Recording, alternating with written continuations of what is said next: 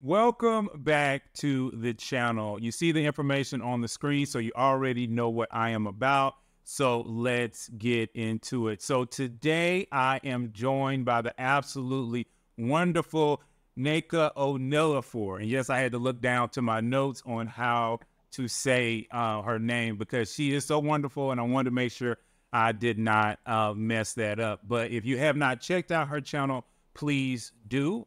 She has similar content, but it's not exactly the same. But I love a lot of what she has to say, and that's why I brought her on today. So I'm going to give her a few minutes to, explain a little bit more about who she is to you all, and then we will get started. All right. Thank you, Jay. As Jay said, my name is Nneka Onila For. I Americanized my name for all you Nigerians out there. Please don't come for me. I know. I have a YouTube channel, and it's Nneka C Onila For. My mission is, what do I always say? To make the invisible visible about modern Black women. So if you are interested, you want to know about the psyche of modern Black women, what we think, how we feel, and just more about us, please do hop on over and check out my videos. Awesome. So, I'm not even gonna lie to you all. We were already deep in conversation, about 30 minutes worth. Actually, we probably should have been recording it from the very beginning. But hey, this is very, brand new with me and Nneka, and like I said, I just love her so much. And I even told her, I said she's lucky she's married because I would have snatched her up real quick because that's how quick we were vibing this morning. But one of the things that I did want to ask her, because she does a lot when it comes, like she just said, the invisible Black woman. She does a lot when it comes to relationships. But she had one particular video recently and several that kind of lead into that I wanted to discuss this morning. So it basically goes down to Black women and Black men getting along. And the whole question is like, why aren't we getting along? Why are we in the midst of a gender war? And how can both sides actually fix it? And like I said, you see the information on the screen. So, I'm about marriage, and I know Miss Nneka over here, she just got married, and I'm really excited about that as well. So she's down for marriage. So how can we get, that's the very first question. How can we get Black men and Black women together? But then I'm going to lean it in a little bit deeper is, what do you think right now is the biggest problem when it comes to the gender war between Black men and Black women? Wow. All right. So I'll be honest, the fact that there is even a gender war is surprised me. And honestly, a lot of that, I think, I would say it does manifest in real life. It's subtle. Black people don't talk about it. It's invisible. One of my first videos on YouTube was called, I was invisible to Black men for 15 years. And that details my story living in Minnesota, feeling unseen by Black men. And then, that kind of shifted when I moved to the DC area. But so I think this gender war is silent a lot of times, like in real life, but on the internet, it's loud. So, it's interesting because I've only been on YouTube for about 2.5 years. And in my time on YouTube, I've learned so much about the Black community that I did not know, and the red pill community, the manosphere, the sisterhood, all of these different communities that we have online. And so I think one of the things I'm still trying to answer is, the gender war online, is it the same as the gender war in the real world? It seems like it is, but it just seems like, excuse me, online, Black people are a lot more harsh. They really think, I made a video the other day about, curvy women and all the men, and I will say this, it does seem like there's some contradictions, right? Because there's a lot, I'm a single mom. Well, excuse me, I was a single mom before I got married for 10 years. I'm a woman of a certain size. I know there's a lot of conversation. I wasn't even going to get on YouTube, honestly, just because of how I look, just because I assumed that my content would not be accepted by Black men. And I wanted to make content for Black people, but I just didn't think the Black YouTube would be open to what I had to say, just because I fit in the category that the manosphere and all those people talk about. Single mom, she's a plus size woman, she's this, she's that, you know, I have locks, you know, all the things. And so what I find is that okay, I know I'm all over the place, but I do think that there's a sincerity that people have online, like that you can say things that you wouldn't tell a person to their face. So I think that people sometimes can actually be more authentic online. But then there's also lies being told, right? A lot of the men saying that they will never date single moms, date single moms. A lot of the men saying that, oh, I would never date an overweight woman. You would date her if her weight was distributed where you wanted it to be, right? So it, you know, so again, I don't know if I'm getting at the root of the question, but I think this gender war, it is real. And I think it's part of it is kind of good, because what it means is that, like, war means that, yeah, sometimes you have to go through that to get to the other side. So I don't think war is necessarily bad, but I think that I want it to be over. Like, war should not go on forever.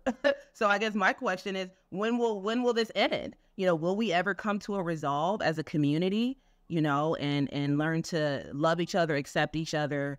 I mean, I think the marriage statistics show, you know, that Black men, you know, typically do actually marry Black women. So that is relieving. But this ongoing, like, back and forth constantly, my hope is that there will be a resolve. So hopefully something I said, Jay, makes sense. I'm very long-winded, so. Hey, everybody on YouTube is. That's one thing I've learned by being out here, is that every time I interview somebody and bring them on, they're about as long-winded as I am.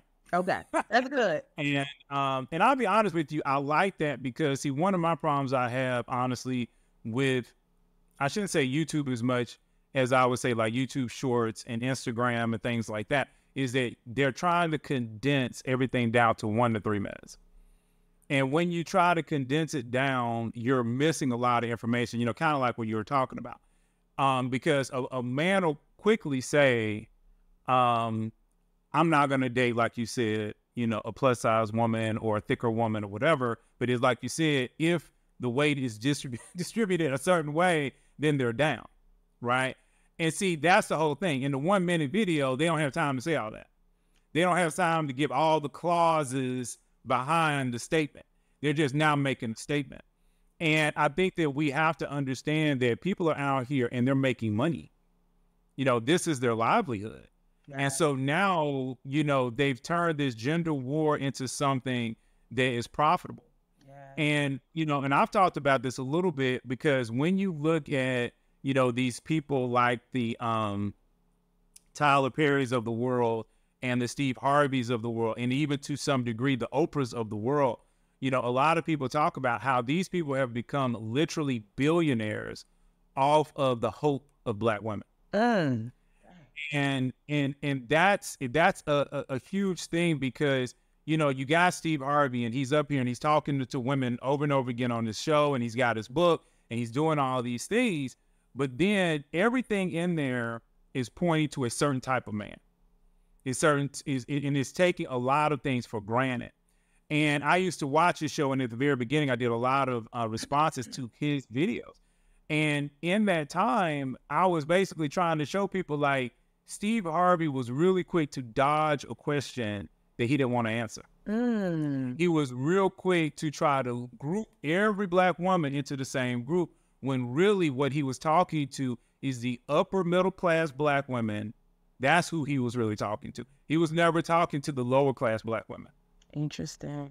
And see, a lot of the gender war, you know, the way I see it, and this is where Black people don't like talking about this stuff, is that it really, the heart of it is sitting in what we would consider the working class Black person. It is them that are battling the most, because even a single mom that has her life together is totally different than a single mom that is out here with 2 and 3 baby daddies, and she don't know, where her next dollar coming from. She out here hustling, and there's nothing really wrong with those people. It's like I said, I don't ever want to beat those people up, but it's like part of what I'm hoping to do is let those people recognize that from the very beginnings of Blacks in America, you had people like W.B. Du Bois that recognize that you have certain Black people that are trying to bring the Black community forward.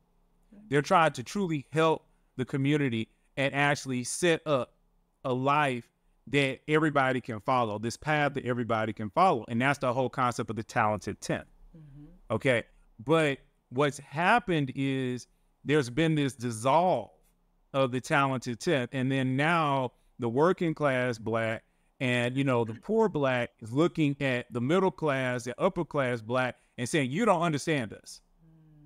Y'all are some totally different people. Y'all are sellouts. Y'all this, y'all that, y'all elitists. Y'all don't want to talk to us. It's always, about coming up and stuff like that. And so they're trying to take their culture, but then get all the benefits of the culture of the middle class Black.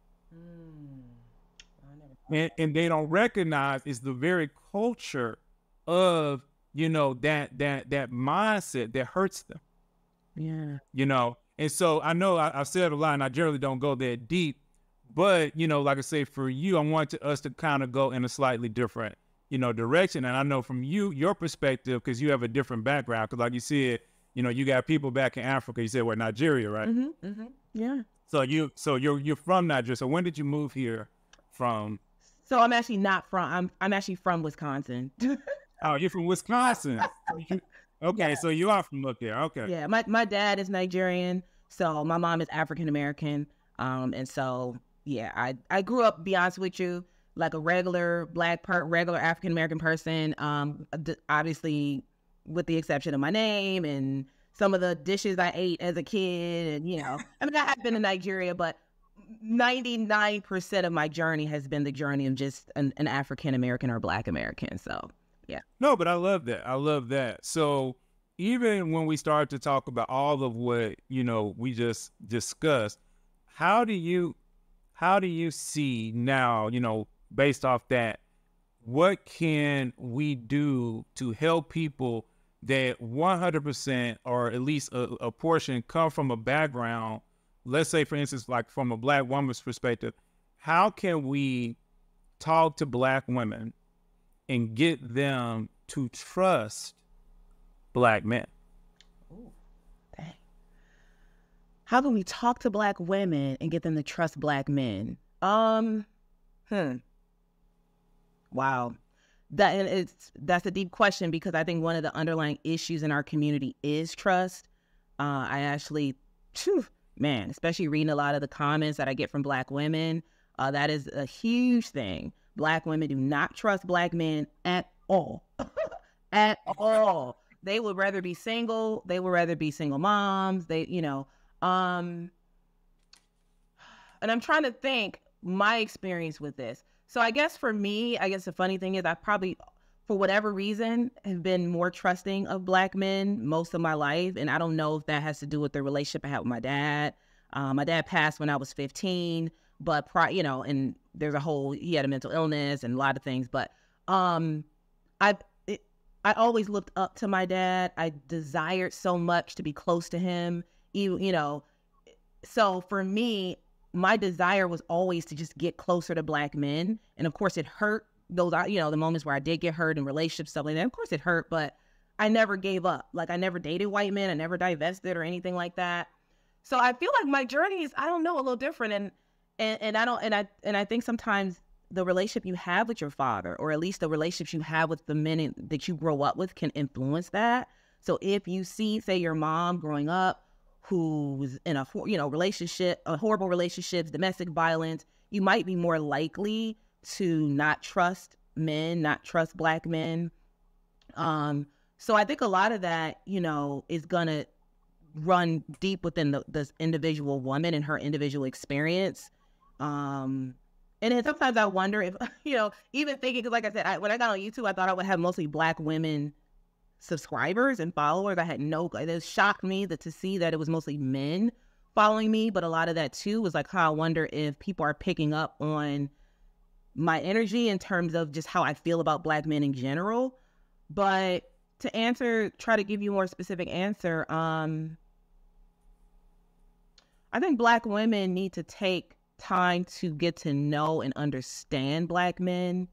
And I'll be honest, for me, this full understanding came from my, now who is now my husband, but like later in life, like again, all my life, I dated Black men. Even when I wasn't dating, I was always curious and interested in what are they thinking, like going online, watching videos that Black men are talking, but I didn't really have an understanding of Black men.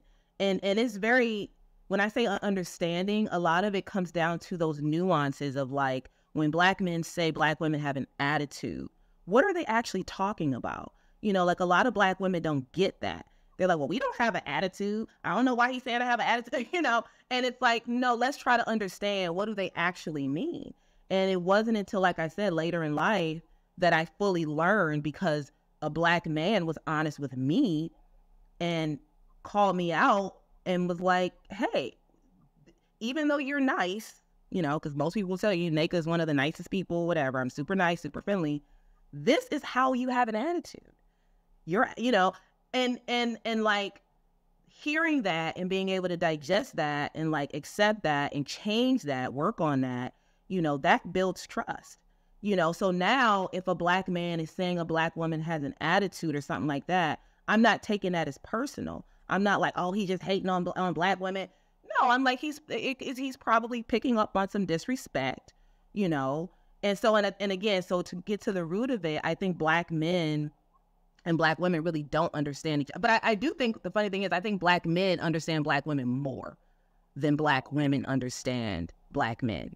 And I actually said this in a video, but I think a lot of that has to do with men in general. Many, some of them are raised by single moms, or even if they're not raised by single moms, their moms are, sometimes more involved. But also men study women. You have to. You guys are the pursuers. So you study women. You watch how they move. You know what to say to them to get them to take them on a date. And then when you court them, men have to do that. Women, we sit back and we just expect, okay, he's just going to come pursue me and court me. And so we never learn how to understand the other gender, because we don't really have to. Well, we think we don't have to because we're being pursued. So we think our job is to be the prize and to sit back and to look cute. And that's just what we do. And that's a problem, because now you want, a lot of Black women want to be married. They want a husband. And how can you ever get that if you don't even understand this man? You don't even understand Black man. You don't understand him specifically. And a lot of Black women don't even understand themselves, and so, yeah. So I think trust is going to start on a much deeper level, and understanding is a huge part of that. Also, I got so many questions based off of all of that, so we'll get into it. But I did want to say this one thing, and I know some of my female viewers might not like what I have to say, but I saw this one particular video a while back on Instagram, and this guy broke it down, and I think this is what men eventually get to. And this is in their study of women, like you said, because I do think men study women.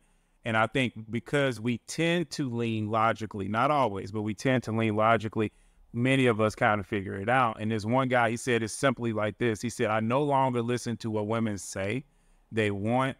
I simply do what I notice that moves them. So basically, he no longer is listening to women. Instead, he just does what makes the woman do what he wants them to do, or he just studies and basically follows the order in which a woman does. I mean, he said a lot more eloquently than what I'm saying now, but I understood exactly what his point was, because when you study a woman will say certain things, but I noticed a long time ago, she'll say one thing, but she has this huge clause after it. So she will say, "Oh, I want a man that treats me well and that is nice." But then all the other women, and she knows that she didn't just say that one line. She said that line, but she also said to the other women in the room, "But he needs to be fine. He needs to take care of me. He needs to have this." It says all this stuff under the bottom. And see, men don't hear that because we're not women, so we didn't understand that. So basically, it's all about the response. It's like, what do women respond to? And so what happens is, by the time men generally start to get into their 20s, and some men even in their teens, they no longer listen to women. They just simply do what the woman responds to. And now women are in a situation because they never truly explained to men what they wanted. They were trying to be nice about it. It's like I said, I don't like when women say, "Oh, he's a nice guy." No, don't call him a nice guy if he's a loser. Right. Yeah. Okay, because men get that confused. And see, we think when you say, "Oh, you want a nice man," and then you say, "Oh, he's a nice guy," that those are the same things. And see, so for men, we get confused by that. So for me, I'm like, yo, women want a man that treats them well, but women don't want a loser. Facts. And if you are basically 100% simping, if you're 100% giving her what she wants, if you're 100% doing all of this, then she sees you as a loser. She doesn't see you as a nice guy. Yeah. And see, it's the terms that throw men off. And see, men are good. You can say really bad things to men, and they'll be okay about it. Yeah. Because it's like, even, like I said, like me and you were talking before we got going, that's one of the things I even noticed on the channel. I had women, when I would say a woman or a man is like a number, I would give a number to their beauty. Women didn't like that. But men understand it, and it works better for them. Because if you can say a woman's a 5, which means average, and men are like, okay, I understand that. That makes sense. It's logical. But the number doesn't make a lot of women feel good. Right. So it's better to say a woman looked average. She was pretty. Yeah. She was gorgeous. I agree with that. Yeah. And, and so women and men, they use different words to describe things, but men pretty much just prefer that direct word, get to the point, let's move on to the next thing. And with that being said, since we're out here trying to help Black women, what are some characteristics that Black women can look for in Black men to know he's a good Black man? Oh, okay. You just got married, so you should know. You should know, girl, like, he got to do this. He got to treat you. So we going to take his attraction, and we ain't worried about that. We going to take his money, and we ain't worried about that. Because those are stuff I talk about all the time. So what are some of the soft, subtle things that women need to be paying attention to know whether or not they're dealing with a high-quality, marriage-worthy man? Okay. Well, definitely a man that keeps his word and does what, he says he's going to do. And when he can't, he, tells you in advance or, that he can't. But yeah, I mean, I think, I think there's a lot of things that you should be looking for. And sadly, as women, like young women, we don't, we're focused on, and I'll be honest, I was never the girl who was like, oh, he need to be cute. But, a lot of women, that's they want a cute man. I never understood that. Because I'm like, I want to be cute. I don't necessarily need him to be cute. Like, I need to be attracted to him. But him being cute, But yeah, I mean, I think it's looking less at the aesthetics of a man and, oh, does he have a 6-pack? But more at the character and like how does he make you comfortable? Can you trust him? Can you trust his word? What is his relationship like with his family? What is his relationship like with his children, if he has children? Maybe I said this, how does he treat you? All those little things. And I feel like a lot of time, and those are not little things, those are actually big things, but we think they're little things. And we're so fixated on, again, does he make 6 figures, or how tall, the height is huge. How tall is he? Oh, I need to be able to wear my heels. And then even when I wear my heels, he needs to be over here, and I'm not saying that those things are irrelevant, but would you rather have a man who's super tall with a six-pack, or a man who you could trust, who no matter where he is in the world, that, you're top of his mind. And so, yeah, that's how I would answer that. And it's sad because I still see women in their 40s talking like they're in high school. Like the things that I would use to describe a boy in high school, women in their 40s will say, again, how cute is he? And again, and I know that, some women might say, well, that's important. But it's like, for a lot of women, again, you want to be attracted, but does he need to be cute? Like that, I'm sorry. Like that whole idea of a man being cute, that doesn't feel right. I don't want to necessarily look at my man and be like, oh, he's so cute. I'm attracted to him, right? But I want to know that he can protect me. Now, I'm sorry. I'll take a man that, can you protect me? And that has nothing to do with height. Guess what? That has nothing to do with height. That has nothing necessarily to do with how big his muscles is either. A man that could protect, that is going to be something a lot more intrinsic and internal within him, not the physical. But I think a lot of times with women, we equate the muscles and the height and the swag to protection. No, because believe me, I've seen guys who got all the swag, all the muscles, all the height, and they will not do nothing. At the end of the day, if there's some danger, those guys are running in the other direction.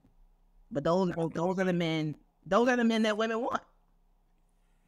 Well, no, I mean, I'm glad you said it, but, man, I feel like we're having more of a conversation than an interview. I like to have the interview stuff, but one of the things that, I just want to add real quick to that, and I kind of hate to bust a lot of women's bubbles, but generally speaking, when a woman is leaning in on the way a man looks physically, that physical image, instead of how he makes her feel, even him being tall might make her feel a certain way. Sure. Right? So what I've learned is when women use feeling words, they're generally a lot more feminine. When they're using visual words, they're generally more masculine. Interesting. Because that's how men describe women. Oh, man, she got to have that booty. She got to have that breast. She got to have that small, waist, blah, blah, blah, because that's how men do it. And when you really look at, and again, this might hurt some people's feelings, but when you really look at, again, the dating pool, we got to remember what the dating pool looks like. Who goes first? Who goes second? Who's still in the dating pool? So a lot of times, you might, like to your point, you might run into a woman that's 40. She's never been married before. She's really always gone in and out of relationships. You'll talk to her. You'll find out that half of her men that she's ever dated really didn't have jobs. They didn't have this. They would have that, but they was all fine because she's dating like a man. Hey, she's dating with masculine energy instead of dating with feminine energy. Because feminine is more how you feel. How does the man make you feel? Facts. Not necessarily how good he looks. And I've even noticed it, like I say, as a man, when I'm dating women that I've dated, they're masculine. They have a lot more. They're always trying to find the attractive features about me, and then they'll say it over and over again. So, okay, so we talked a little bit about these characteristics of these good black men. But here is a bigger question. Because like I said, I've noticed on my channel, and I think you kind of said a little bit about it on your channel as well, that a lot of times the very people that you're trying to reach are not the people that are actually listening. And it's almost as though they have this wall up saying, hey, this is who I am, accept me for who I am, and I don't want to learn, and I don't want to grow, and I don't want to be better. And I know for me, like if I put a video out and it's primarily for black men, I might get 300 hits, 400 hits, maybe 500 hits, but that's it. But let me beat up on somebody, whether it's men or women, and I mean, it just shoots through the roof. So what can, I know because you talk, like I said, at least your aim at the beginning was to talk more to black women. What can we do for the women who are truly struggling? How can we reach them? Because to me, it's like there's not a lot, like I tell the women that I run into all the time, there's not a lot most women really need to change. It's really just a few things. But it's like, those are the very things that they fight with the most. It's like, those are the things they just don't want to change. So how can we reach, these Black women and let them know that we're friendly fire and that this can be a blessing for them? So how can we reach them to get them to change? Whew, man, oh man, Jay, that's a big question. That's a hard question because, okay, so I think, this is my honest opinion, there's going to be a small subset of women who actually want to change. I think a lot of women want the results, which is a husband, which is a family, which is a man or whatever, partner, whatever. They want the results, but they want to stay the same. They want to keep doing things the same way. It's very hard to, being in a relationship, yeah, you got to be ready, and if it's a healthy relationship, you got to be ready to hear the things about you that are not so favorable, that, and that goes on both sides. Obviously both people are sharing that. Relationships are hard. There's a reason why people say they're hard. So it's a lot easier to stay the same. And it's a lot easier to not even, it's a lot easier to stay the same. But the reality is that staying the same is often not going to get women the results that they want, because they want a husband. That comes with a lot of, you're going to have to adjust. And so to your question, for the women who actually are open to change, which again, in my experience, it seems like a small portion. And real quick, because when I first, like a year ago, I was saying things like, oh, Black women enjoy being held accountable. And everybody was like, what are you talking about, Nneka? No, Black women don't like accountability. Well, what I was talking about was that small population, that there are some women. I would put myself in that, I didn't always agree with what Kevin Samuels had to say. But when I would hear what he was saying, a lot of it made sense. And even he was talking about people like me. He was talking a lot about plus size women, and but a lot of it was like, well, he's kind of making a good point. Like, I can't really argue. So I think there are a small population of women who do want to change, and they are open and they are willing. And so to your question, how do we help those women? Because I'll be honest, the ones who don't want to change, I don't feel like I can help them. And that's the reason why I changed my entire mission. At first, my platform was for Black women. And in a year in, I changed it to about, because I was like, I'm not doing this for, because most of my videos I was putting out, Black women, they weren't even open to the idea of there being another way to think. And this has, even on something very basic, like wearing your natural hair versus, things like that. It's like they would fight me over all of that. So anyway, for the ones who actually are open to change and want to change, and they want to get married and they want to have a family, how can we help them? I feel like, because honestly, one of the things about YouTube is that there's not just one right way. I think one thing they can do is being open to listening to other perspectives that are not their own, being open to listening to men, Black men. If you want a Black man, start listening to Black men. And that could start right on YouTube. They could follow you, Jay. You make a lot of great points. Then start talking to Black men in real life, and it doesn't have to be like, I'm not saying I'm saying like not even on a dating. Like I used to go out and like just engage in conversation, like even if, I don't know, like even on just a basic level, like if I'm at the grocery store and, part of it is you got to be somewhat friendly, and people can feel like, okay, I can kind of like approach her, and I would spark up conversation with, or not, I wouldn't really, but if someone wanted to talk to me, I would be open to talking with them. I don't want to make it seem like I'm just out there. No. But I guess what I'm saying is I was always kind of like that approachable person. And even if I didn't have a lot of time, it might be, I don't know, the cashier or something. Talk to Black men. Don't always just assume that, yeah. I think this whole like I'm the prize mentality hurts women, because a lot of women walk around like, well, I'm the prize. So, and it's just this expectation that they don't have to learn anything. They don't have to change. They don't have to, like, the world and black men and everybody's going to roll out the red carpet. And the reality is that no, you actually have to put in work. Just like when you go to your job and you get training and you do all of these things to be a better whatever you are at your job. Yeah, relationships are like that too. You got to become better. Just like you do that internship that you did back in college. Yeah, you need to kind of, so sometimes just like chatting with men, and not, like I said, not necessarily romantically, but just getting to know them, how they think, what are their ideas. It will help you get more comfortable and like learning how to even like smile more. Not to say you got to go around smiling at every man, but sometimes that might brighten a guy's day. Like if he says, "Hey, how you doing, my sister?" Say hi back. Like you don't have this, very basic things, but you would be surprised how many women feel like that they don't have to do that. Or like, why do that? What's the point? I don't like him. He's not cute. It's like, so what if he's not cute? He's a man in the world and he just said hi to you. So anyway, I'm kind of going off on a tangent, Jay, but yeah. I love it. I love it.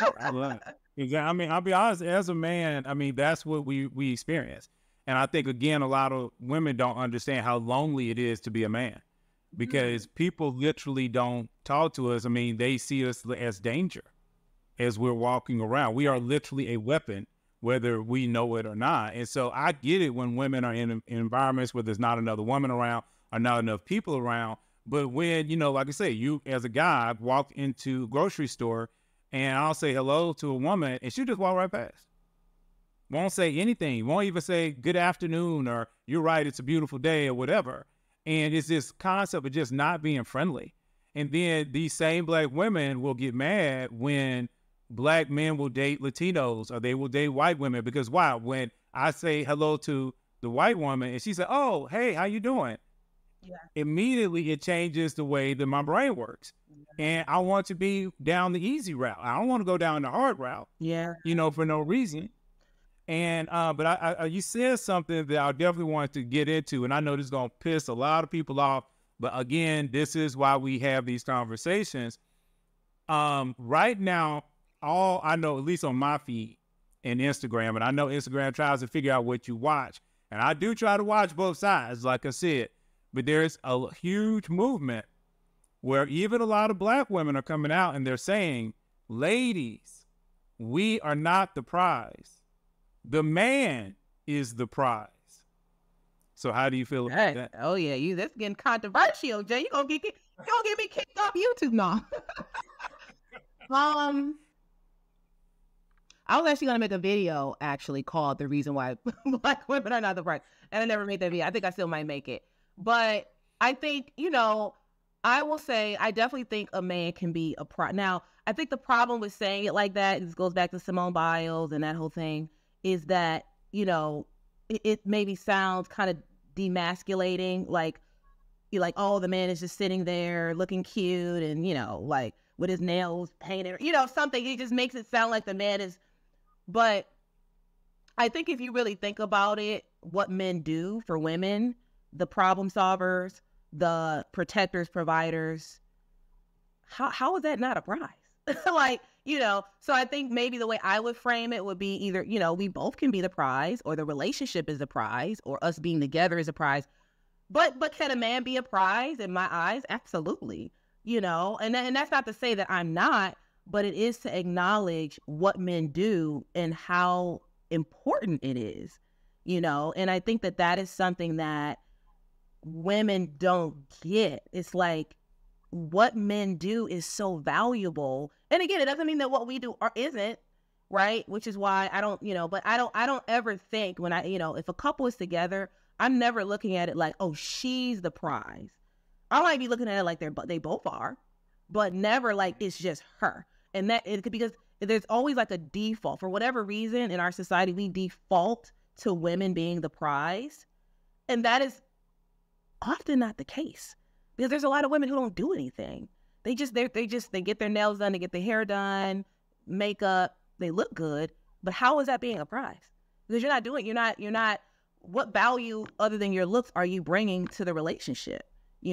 So, and I think a lot of women, when they say, "Oh, I'm the prize," it's maybe something to do with their looks or something like that. No, you become the prize once you start being a helpmate, once you start, fulfilling the things that you're supposed to feel as a woman, the Proverbs 31 woman. Yeah, she's a prize.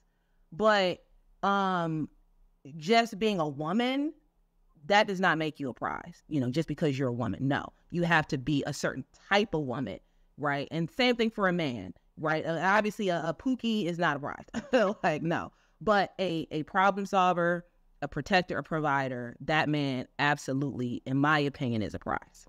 I don't know how you can. Okay. No, I love how you said that, but I'm going to give you a different word. It's pretty much the same question, but a different word, because I think maybe the problem is the word prize. Okay. Because it's kind of like what you're saying, I believe, like I say, and I've done a video on this, and I had some pushback, but I understood the guys that pushed it back. They probably didn't understand how things work at a certain level.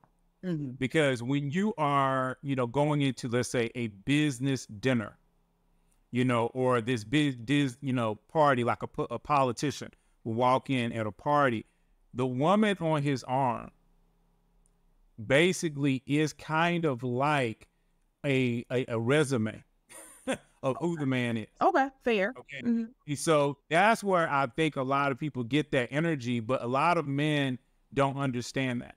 They don't understand that because they've never experienced it. And see, if you never experienced it, you can't really talk about it. But like for me, when I run into a man, I don't give a dog to. If I'm here in Atlanta and I go to the High Museum and, for jazz or for First Fridays, and I walk in and I see a man, and I judge the man by his woman. Sure. Because I don't really know how attractive he is, or what he has going on, because as a man, it's hard for me to understand a man's attractiveness.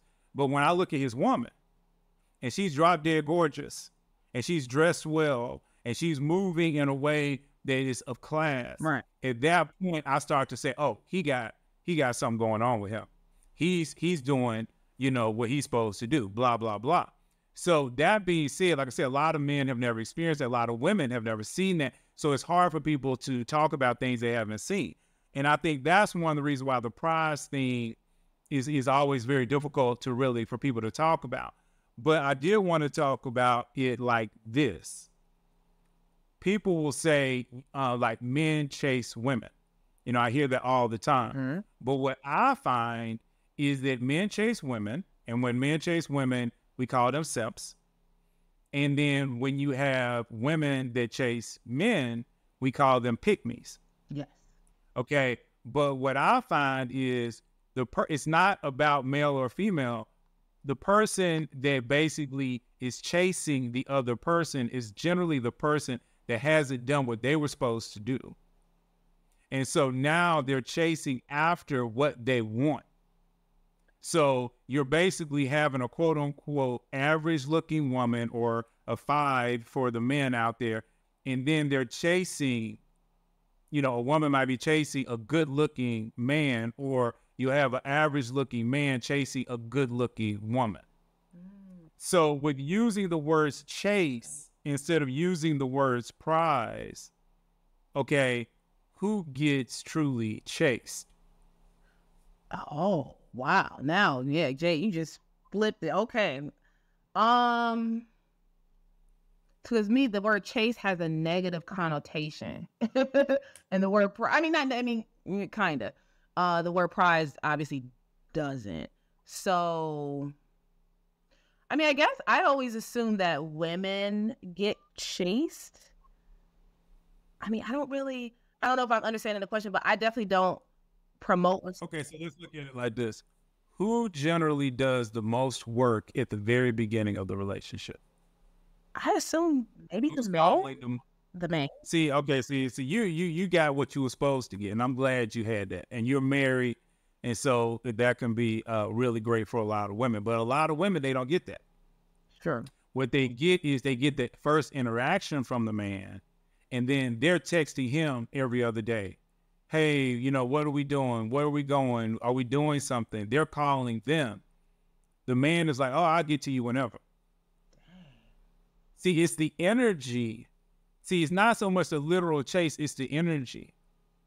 So in your relationship, was it more basically balanced? So he might have been putting in 52, 53% of the energy saying, hey, Nneka, I want to go out this weekend. What you doing, girl? How's your day? Blah, blah, blah. And then you're kind of doing maybe 47%-ish, back to him. I would say so. Yeah, that's fair. Because it was pretty matched, but maybe a little bit more on his side, but pretty balanced. Yeah, but see, there's women out here, they're giving 65%. Or there'll be men out here giving 65%. Sure. And see, that's the chasing. That's the chasing. And see, the chasing goes back to the prize. Because you chase the prize. That's the whole point. You're chasing the prize. So the whole thing about the prize is if the woman is the prize, then she feels like she's being chased. But see, a man who recognizes he's also a prize, he's not going to chase the woman 65% of the time. She better do 50% of the chasing. Otherwise, he ain't going to deal with it. Okay. So do you think that, okay, how do I ask this question? Do you think that a man who has to chase a woman, how do I want to say this? A man who, would he even be interested in a woman who would be chasing him 65 or 70%? Like a woman chasing him, say 70%, and he's doing 30. Would he be interested in that woman? It depends. Like I say, every guy has his own thing. It's the same thing with women. Think about like women who are getting men to pay for all their dates. Okay, that's generally a situation where the man is chasing a woman. But then men have needs and they might like that woman chasing them because then they get their needs met. You don't end up with a woman who says, well, I ain't doing this, I ain't doing this, I ain't doing this. Instead, you got a woman coming straight in. Oh, I'll cook for you. Oh, I'll clean for you. Oh, I'll do this for you. Interesting. Wow. I never thought about it like this. This is interesting. I never thought about, but I do think that there's definitely some truth to that. So then the default statement that people always say the woman is a prize, that would be false. See, I believe it's been false for a long time. And I honestly believe, like you brought up Kevin Samuels, and I believe that Kevin Samuels was the Steve Harvey of the internet for men. Because you had Steve Harvey telling women one thing, and yes, it was working for some women, but it wasn't working for all women. And then you had Kevin Samuels coming in, and he was giving a different ideology. Mm-hmm. Now, I don't agree with everything, KS said. I'm 100% will say that. But to the points that people thought he was saying that was true, what he did was I think he gave balance to the Steve Harvey that went unchecked. And see, the reason why I think it went unchecked, and we were kind of talking about this at the very beginning, like I said, before this video even started, is that when you look at money, okay, women spend money. Men don't spend money. So if somebody like Steve Harvey says, hey, I want to put a book out, every woman that follows him or every other woman is going to buy their book. Now, if Kevin Samuels was still alive and he was trying to write a book specifically for men, how to level up, you're going to get some men that's going to buy the book, but it's not going to be nearly at the record that the women would buy the book. Definitely. So the easiest way to become a billionaire is through Black women, and it's through their pain. It's not as good to make it for men. That's why a lot of men, I think, don't really get why the world continues to lean towards women and always talk to them. And the reason why is because they spend more money. At the end of the day, you have a channel, I have a channel, other people have a channel. So they're trying to make a living. Yeah. And if you're not willing to support the people that are going to make a living, then they like, well, I try to talk to these men. They don't want to listen. They don't want to support me. So let me go talk to the women. The Derrick Jacksons of the world. Yeah. And Derrick Jackson, we know he was full of crap, 100%. 100%. But he made all that money. He made all that money, like you said, off of Black women's pain, Yeah, and he was the main one causing the pain. That's why I was hilarious. That was crazy. So, yeah, I know we're getting a little bit late now, but I did want to go into, you talked a little bit about a Black woman's attitude. So in your understanding of that, what really causes from like I said, you had a few guys explain it to you. So how can you explain to some women out there, what they can do in order to, get away from this stigma of having an attitude? What is it? What causes it? The way they talk, the way they move, can you just give us, just talk for a minute and just hit every point as it randomly comes in? You just described how my thoughts work, Jay. Random. So this is coming now, disclaimer, this is coming from a Black woman who, for most of my life, people have said, people have literally told me you're like the nicest Black woman I've ever met. Now, that's not true, because, apparently, people say I have an attitude. But, one thing I do want to say is that I do think, like, when you're in a relationship, a romantic relationship, that person is going to know you better than anybody. So, of course, to the world and my coworkers and all, and I think a lot of that, when people say I'm nice, I think a lot of it just has to do with probably some level of emotional intelligence and blah, blah, blah. But the reality is, people who really know me, who live with me, who deal with me every day, yeah, and I wouldn't say I have an attitude, but I think a lot of times if I get upset, there's something that people can, some people can have sharp words, and just because you're nice or just because you smile, the words can be somehow interpreted as disrespect, or the tone or the energy. There's a lot of there's tone, there's energy, and then there's actual words that you're saying. And even if you have a smile on your face, it doesn't matter. And so I think that, I try to really understand, like, respect. That's a huge thing for me, is to try to understand, what does it mean for a man to feel respected? What does it mean for me to actually, respect him? And, like, what does it mean to disrespect? And I try, and a lot of it, like, when men say that Black women have an attitude, sometimes what they're getting at is something that they're picking up that's being interpreted as disrespectful. And, like, it's really nuanced, but I think that I'll be honest with you, I'm still learning. So I haven't figured it all out yet. But I think you, Jay, talked about feminine energy, and what I'm learning is that the more I can kind of stay in that, because the reality is, I'm a modern woman.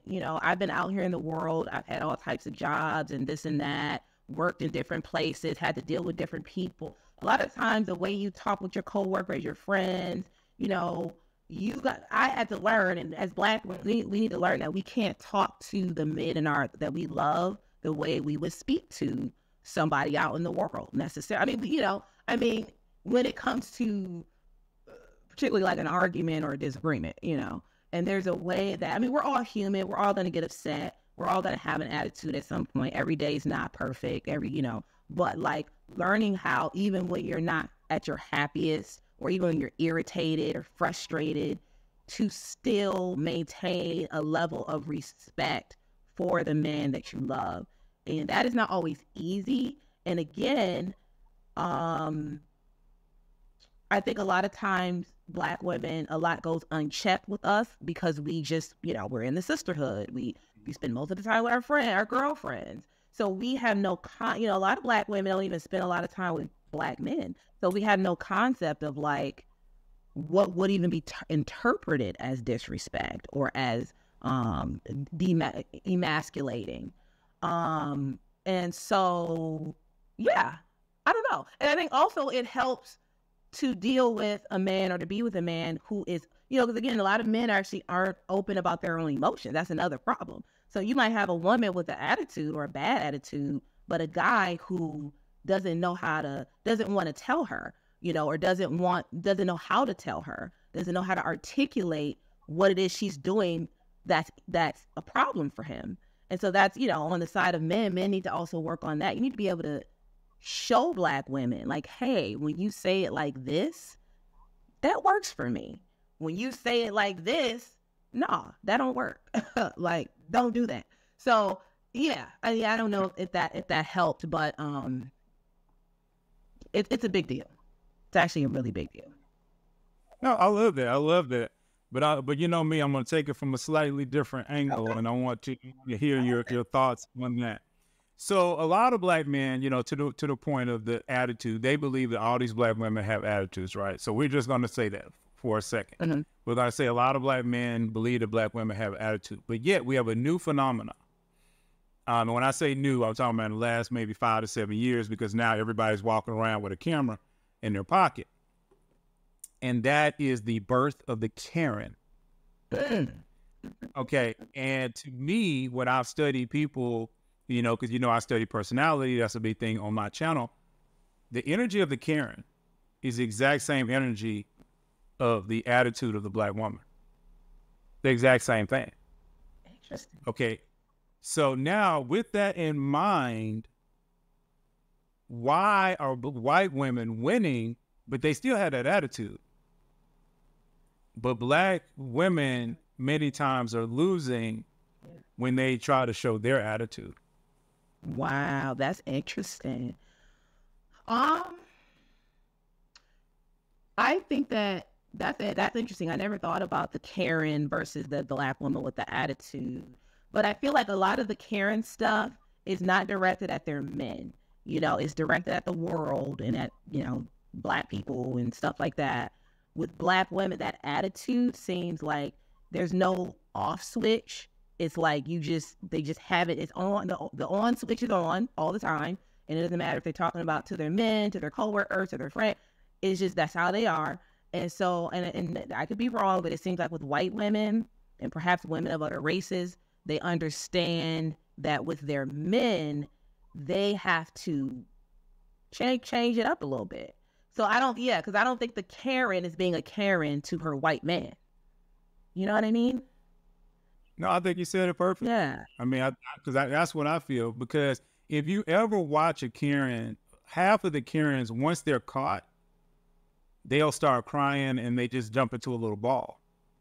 But I believe, just like we talked about earlier when we was talking about the whole thing about, you know, finding a good black man, do women feel secure by the black man? Do they feel like they can trust the black man? If a woman, I think a lot of black women, they walk around almost like, you know, as people say, a cat that is with his back against the wall. You know, they always say, no, you know, you never attack a cat when it's, you know, its back is against the wall. And I think that's how black women see it.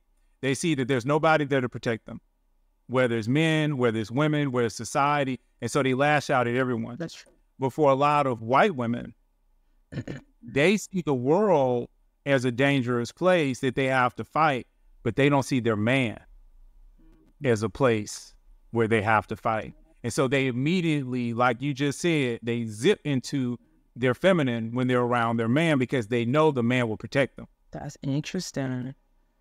But for a lot of black women, they don't feel like anybody's going to protect them. And so now they're lashing out at every single person. But the Karen energy is very selfish. It is very, I want this.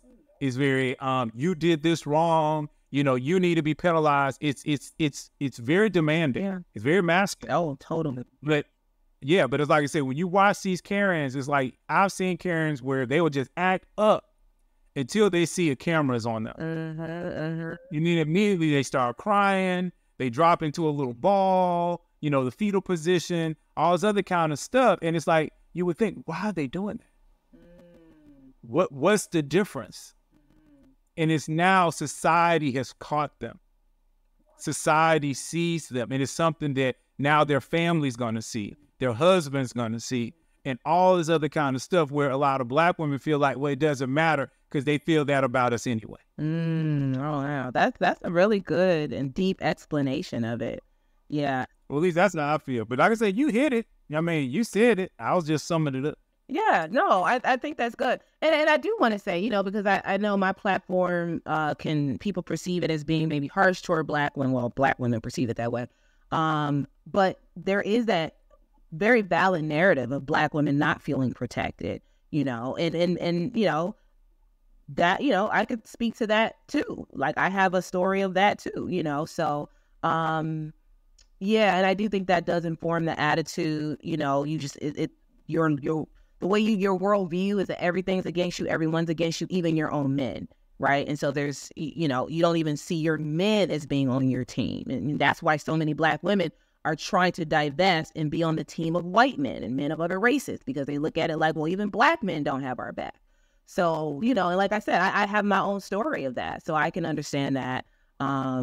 But thankfully, And next time I get you on, we're going to have to talk about that story. That story alone, the Invisible for 15 Years story, you know, we might have to make a movie out of that. Go ahead, speak that into existence, Jay. I'm trying to get a movie. Hey, I ain't got no problem with, you know, my background is film. So I heard you say that. We're going to have to collaborate on a lot of levels. There you go. There you go. Well, anyway, I want to thank everyone for hanging out with me and Nneka today. She has been awesome. You know, you should definitely go check out her channel. I'll put the link in the description below. But for everybody else, remember to like and subscribe, and I'm going to see you all in the very next video.